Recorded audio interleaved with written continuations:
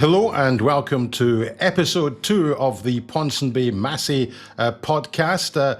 The Prime Ministerial debate, the debate between Rishi Sunak and Sir Keir Starmer, has just finished. Now, all of the pre-chat before this debate was that the Prime Minister needed a big win. Why? Well, yesterday, of course, we had that super poll, that YouGov poll, that poll which was so detailed it was actually predicting what was going to be happening in individual constituencies, and it said that Mr. Sunak was going to go down to an historical defeat. In fact, 12 members of the cabinet were going to lose their seats, and that Sir Keir Starmer was going to deliver a victory for Labour larger than the Tony Blair landslide in 1997, larger even than Clem Attlee's landslide in 1945.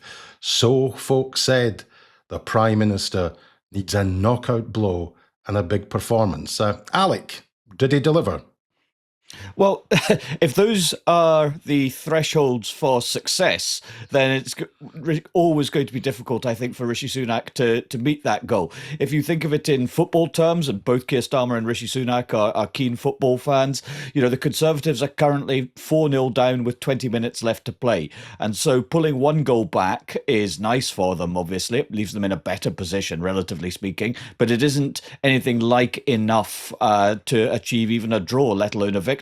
And I think that's what happened this evening. I think the Prime Minister will be quite happy with the way a lot of that debate went. He hit the points he wanted to make, hammering Labour on tax, hammering Labour on a number of policy areas, constantly saying, you know, you might not like my ideas, you might not like my plan, but at least I have a plan. I know what I want to do. What is Labour's plan? And for the first half of the debate in particular, I thought that Keir Starmer looked ponderous, quite defensive, very much playing not to lose. He relaxed and came onto his game, I think, a bit in the second half, and Labour will be reasonably happy with how things went as well, because this wasn't a slam dunk victory for Rishi Sunak by any stretch of the imagination. You know, one of the things about these debates is that, you know, a lot of people watching them, quite understandably, I think, say, you know, well, this guy won because I liked the points he made better than the other fellow. I agreed with what he said.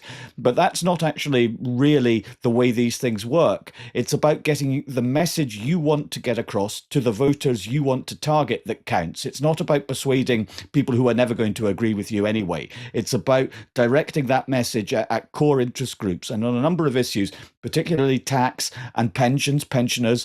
I think Rishi Sunak can be quite pleased with what he delivered. Against that, Keir Starmer was much more empathetic with the struggles of, if you like, the fabled ordinary, hardworking people of Great Britain. And that is something that he can point to in the same way as he was saying, look, you know, you can't just forget about the last 14 years. You know, Rishi Sunak doesn't want to talk about the last 14 years because they've been a disaster. He only wants to talk about make-believe plans for the future that he's not going to be in a position to implement. So there's a sort of fantastical element to it. So I think they can both be quite happy. You know, that was my initial reaction to it. I mean, I don't know. How did you see it? You've seen a lot of these debates over the years. The first thing is, let's be absolutely clear.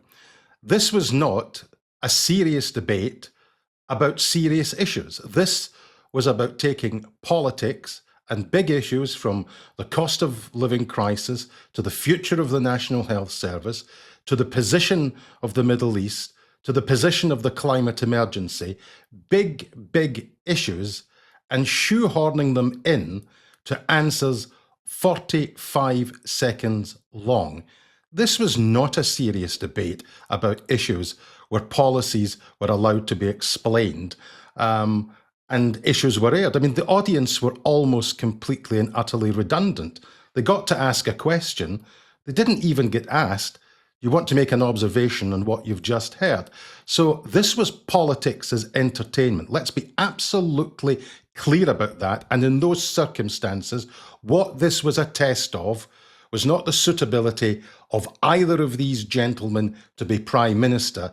This was a test who can come out with the pithiest soundbite in an unscripted way within a 45-second period. That's what this was all about. It was an exercise in presentation. It wasn't an exercise in serious politics. Now, what did we learn? Well, the interesting thing is that on the clapometer, every time that Keir Starmer mentioned tax rises to pay for public services, I suppose we could call this the good old traditional Labour stuff of tax the rich to help the poor, the clapometer went up. Every time Rishi Sunak got tough on immigration, which is traditionally an issue for the Conservatives, the clapometer went up from him. But from my point of view, we didn't actually learn anything. If you took a boxing analogy rather than a footballing analogy, in debating terms, it was probably a points victory for Sunak. But frankly, we learned nothing because the format completely and utterly choked any ability of that programme to get serious. And from that point of view, it provided a very limited public service. Well, but as somebody who spent many years working in television, and including on debate programs and so on, I mean, what sort of format do you think actually does help tease out the issues, does get the kind of in-depth discussion that you want? Because I agree there was an awful lot of talking over one another, particularly from Rishi Sunak, who was very reluctant to allow Keir Starmer to ever get on the front foot or ever be able to answer questions properly. Somebody had obviously put another Duracell in him. It was like a wind-up toy. And this was absolutely because his advisors have told him, you must go on the front foot. And interestingly, I think very often Starmer gets the better of him at Prime Minister's questions. But of course, Starmer has the ability to digest his brief and be very lawyerly in how he actually presents it. On a number of occasions tonight, you could actually see Starmer crunching the argument and then trying to think about the response. But before he could get the response out, the Prime Minister had gone after him again because the format was all about the trading of one-liners. It wasn't about the trading of serious politics. How should it be done? Each leader should have been out and they should have been taking questions from the audience only, and the cross-examination should come from the audience, from the people's concerns. But even so, there were, I think, some quite interesting aspects of it. I mean, there is a difficulty, I think, for the moderator in these shows. Rishi Sunak time and time again said, Keir Starmer and Labour are going to put up your tax bill by £2,000. This was clearly the main message that the Tories wanted to get over tonight. And by repeating it, 15, 20 times, Rishi Sunak probably achieved that goal. Whether he did so in a way that made him look trustworthy, whether he did so in a way that people felt, yes, I can empathise with this man, I'm not so sure about. And there is the problem that the figure is not a reliable one. At the same time, however, Keir Starmer's unwillingness or inability to have an effective, pithy rebuttal to this accusation struck me as being evidence of a certain amount of heavy-footedness on the Labour Party leader's part and a certain lack of preparation, because I would have thought this should have been an obvious thing that he would be prepared for. Absolutely. I mean, I actually was sitting looking at my watch, and Keir Starmer actually said what he has done, and this 2,000 figure, which the Prime Minister came back to again and again and again and again, and anybody watching this would have said, well, this hasn't been rebutted. Before Starmer actually dealt with that in any substantive way, we were at 27 minutes past 9. We were 27 minutes into the debate before Keir Starmer actually dealt with it. He could have dealt with it quite simply by saying, do you seriously believe that Treasury officials are politically neutral and especially sensitive in an election period are going to undertake a piece of work which is propaganda for a Prime Minister against an opposition in an election scenario? Prime Minister, do not attack the impartiality of the civil service in the way in which you have. It's cheap. But there was nothing. I mean, I just thought in a number of the cutaways of Starmer, he was doing licking the lips, clearly a very tight throat, clearly a very dry throat. A number of occasions he was looking perplexed because he's a lawyer, he's used to thinking about things, and then he's used to presenting an argument. He's not used to this, and I think at times tonight it showed. Yeah, I agree. And I think that one of the other things that we saw very clearly is that this is now a kitchen sink campaign from the Conservatives, that they will throw absolutely everything they can at Labour. And the opinion polls probably leave them no alternative but to do that. And it doesn't much matter from their point of view whether, all of these accusations are well-founded or conjured out of thin air or not. There was a very telling exchange, I thought, on national security, where Rishi Sunak was suggesting that Labour can't be trusted on national security, and Starmer seemed sort of visibly offended by this, and I thought did actually have rather a good comeback on that when he said, "Look, I was director of public prosecutions in England. I've led the prosecutions of major terrorist gangs. How dare you? How dare you make this accusation at me?" And I thought that was effective for Starmer. And I did think he came onto his game in the second half. He seemed more relaxed, a bit more fluent. His voice was better. And overall, I don't think that this has done Starmer any real damage. At the same time, however, the question, what would Labour do, is a reasonable one. And on a lot of these issues, whether it was the health service or education or a number of other matters, even immigration, it wasn't clear that Starmer had an answer to this. He was very good at saying, look, the last 14 years have been awful. It's time for a change. Yes, absolutely. I think a lot of voters clearly sympathise with that view, embrace that view. But on the question, what would you actually do differently? He had many fewer answers. Yeah, I think that Starmer was at his strongest when he kept bringing it back. Can you imagine what will happen if you're waking up on the 5th of July and it's 5 more years on top of 14 years of this lot? Can you imagine what that would be like? I thought there was also a bit of an irony that the Prime Minister, has been bogged down in this whole immigration stuff, can't get these flights off to Rwanda at all. Starmer at one point says the reason you're calling the election is that if you delayed it, the flights would never get off and you would be weak in immigration. And yet the loudest applause for Sunak tonight was actually on immigration. But here I'm afraid he has a problem, because although his advisors will say, yeah, you dealt with that really quite well, the problem is, straight after that debate, we're going to hear from Reform UK, who are going to give an interview to ITV saying, is he for real, given the net migration figures which he has presided over? And I think that it raises a simple question. Even if the Prime Minister had been far stronger tonight, even if he'd played keepy-uppy with the Labour leader, even if it was absolutely clear who was the most prime ministerial, would it have made any difference? Is anyone out there, particularly in England, who's traditionally voted Conservative, actually listening? And my sense of it is they ain't. No, I agree. We have a lot of evidence, I think, now on the way televised debates work, and evidence suggests that they confirm people's pre-existing or underlying assumptions rather than that they actively change people's votes.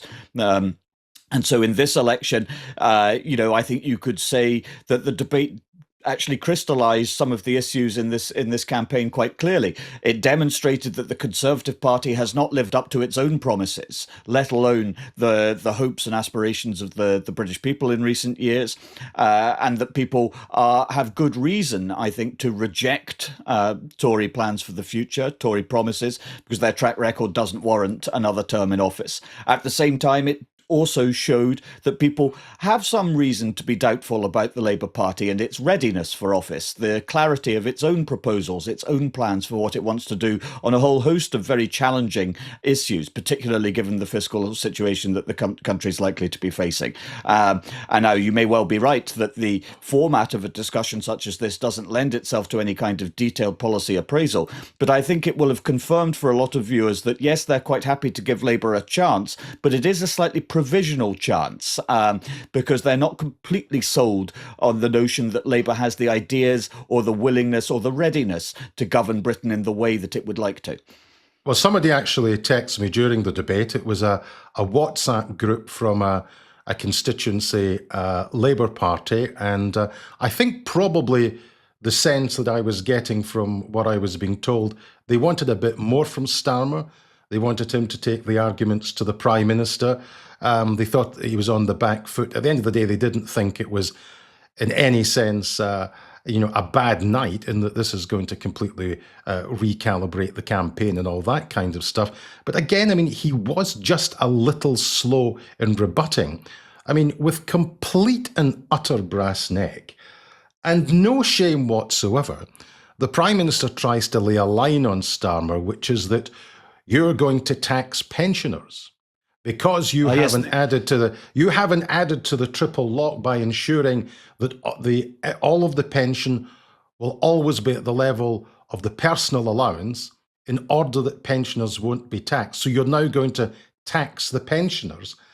And Starmer simply didn't have the wit to come back to say, you have come up with this policy for your core vote at a general election to deal with the situation that the personal allowance has been frozen for 6 years, all the way to 2028.